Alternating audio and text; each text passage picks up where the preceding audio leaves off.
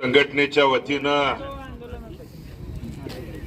आपल्या इथल्या शेतकऱ्याला उसाला 3500 रुपये दर मिळाला पाहिजे। गाईच्या दुधाचा दर 50 रुपये आणि म्हशीचा 80 रुपये मिळाला पाहिजे। यासाठी ज्या वाकरीमध्ये लाखो भाविक संतांच्या पालखीचं स्वागत करतात, मोठ्या आनंदानं वाजत गाजत विठुरायाच्या दर्शनाला त्या ठिकाणी जातात, तिथं आपल्या शेतकऱ्यांना आज रास्ता रोको त्या ठिकाणी आपल्या न्याय हक्काच्या मागणीसाठी करावं लागतंय। उपोषणकर्त्यांचा समाधानजी फाटे आणि त्यांच्या सोबतच्या तिघांचा आज 4था दिवस आहे। प्रकृती त्यांची दासळते, प्रशासन त्यांच्यावरती उपचारासाठी दबाव त्या ठिकाणी टाकतंय। पण आपल्या माध्यमातून पोलीस प्रशासन असेल, इतर सर्व प्रशासनाला देखील विनंती करणार आहे की ज्या सरकारकडे मायबाप सरकार म्हणून आपण शेतकरी वेळोवेळी मागतो, त्या सरकारचं अधिवेशन नागपूरमध्ये 2 दिवस झालं सुरू आहे आणि तुम्ही प्रशासनानं त्या सरकारकडे, मग तुमचे आरजेडी असतील त्या माध्यमातून, इथले तहसीलदार, प्रांत, कलेक्टर यांच्या माध्यमातून त्या उपोषणकर्त्यांच्या वरती उपचारासाठी दबावाच्या ऐवजी त्यांची मुळात मागणी काय आहे, ही मागणी त्या शासनापर्यंत जर पोहोचवली आणि त्याला न्याय दिला तर बंधूंनो, उपोषण करावं, न्याय हक्काची लढाई लढावी हे प्रत्येकाला त्या ठिकाणी आपल्याला वाटत असतं।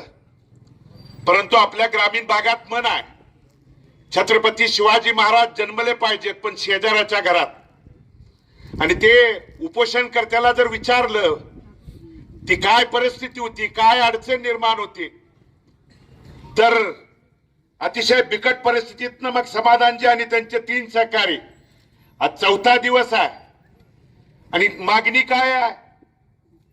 आज इथल्या अनेक संघटनेतले पदाधिकारी आहेत, प्रमुख आहेत, जिल्ह्याचे नेते आहेत, ह्यांनी आपल्या मनोगतात बोलताना सांगितलं की गेल्या वर्षीची परिस्थिती, या जिल्ह्यातले अनेक साखर कारखानदार आणि नेते मताच्या जोगव्यासाठी तुमची कुणाची मागणी देखील त्या ठिकाणी नसताना कुणी दंड थोपटून, कुणी हवेत त्या ठिकाणी हात वर करून दर जाहीर केले आणि एकानं दर जाहीर केला की दुसऱ्यानं त्याच्यापेक्षा 10 रुपये 15 रुपये दिला, का?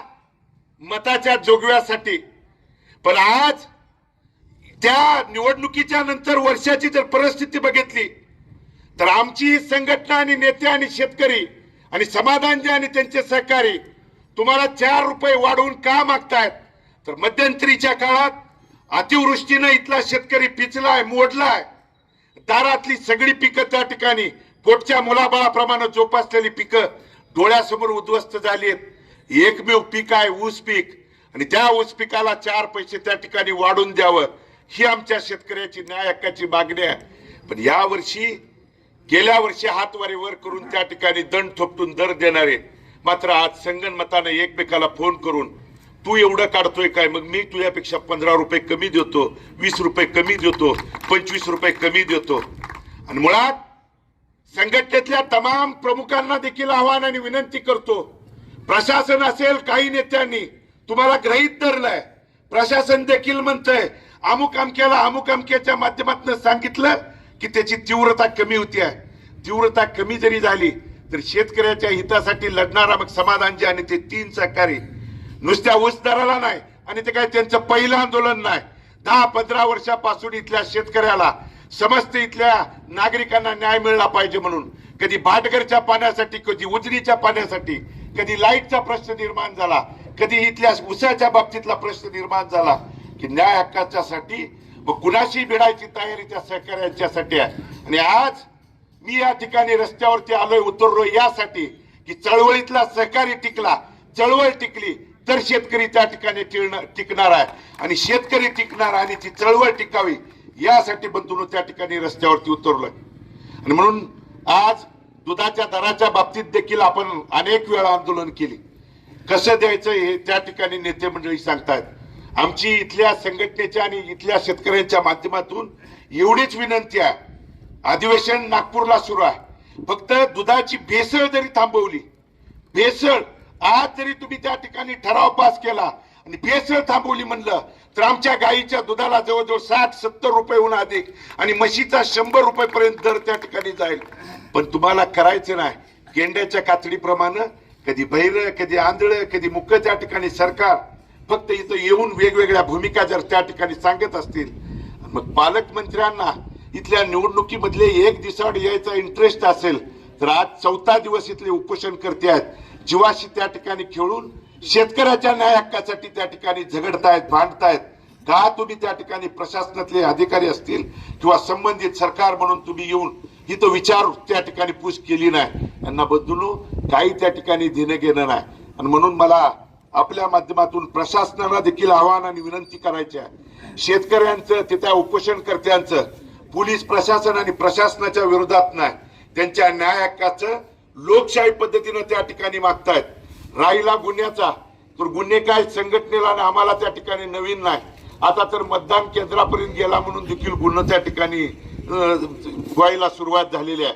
पण मला चळवळीतल्या पदाधिकाऱ्यांना विनंती करायची आहे, कुणाचा तरी जवळचा लांबचा नंतर बघू, राजकारणाच्या वेळी राजकारण प्रत्येकाने करावं, तो त्याला त्या ठिकाणी अधिकार आहे. पण कुठलं तर पद, कुठलं तर महामंडळ, कुठलं तर अमुक, कुठलं तर तमुक या नावाखाली तुमची जी धार बोचट करायचं काम गेल्या अनेक वर्षापासून सुरू आहे, तुमची धार म्हणजे शेतकऱ्याची धार त्या ठिकाणी बोचट न होऊ देता शेतकऱ्याच्या न्याय हक्काच्या लढाईसाठी आणि मला आपल्या माध्यमातून पोलीस प्रशासन आणि संबंधित प्रशासनाला सांगायचं आहे की त्या 4 पोरासाठी रस्त्यावरती उतरलोय, कारण ती पोरं शेतकऱ्यांच्यासाठी सर्वसामान्यांच्यासाठी उतरतायत आणि त्याला किंचित जर देखील काय झालं तर अख्खा पंढरपूर तालुका नव्हे आजूबाजूचा परिसर चक्का जाम आणि बंद केल्याशिवाय त्या ठिकाणी राहणार नाही, हे सांगण्यासाठी या ठिकाणी आलोय.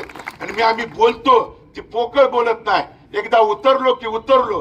गुन्हे हे आमच्या त्या ठिकाणी रक्तात आहे आणि पिढ्यानपिढ्या त्या ठिकाणी चालत आलेल्या आहे. पण त्या 4 पोरांच्या हितासाठी ती जी लढतायत ती कुणाच्या वैयक्तिक आणि आपल्या माध्यमातून तालुक्यातले जे मोबाईलवरती बघणारा देखील शेतकऱ्यांना आव्हान आणि विनंती करायची आहे की उपोषण केल्यानंतर काय होतं एक दिवशी बघा, आपल्या आपल्या घरी फक्त एकच दिवस पाण्यावरती त्या ठिकाणी राहा, मग उपोषण करता कशा पद्धतीनं आज 4था दिवस सोसतोय हे त्या ठिकाणी तुम्ही परीक्षण करा.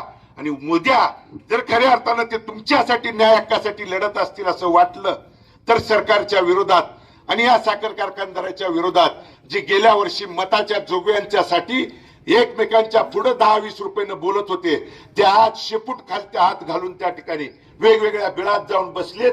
ते बाहेर जर काढायचे असतील तर इथला शेतकरी रस्त्यावरती उतरणं त्या ठिकाणी गरजेचं आहे आणि न्याय हक्कासाठी रस्त्यावरती उतरावं ही विनंती समस्त त्या ठिकाणी शेतकरी बांधवांना करतो आणि मी या ठिकाणी थांबतो. धन्यवाद.